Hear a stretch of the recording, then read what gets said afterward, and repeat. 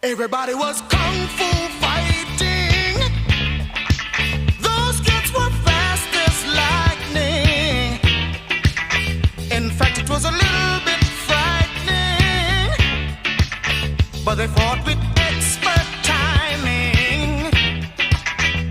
There were funky Chinamen from funky Chinatown.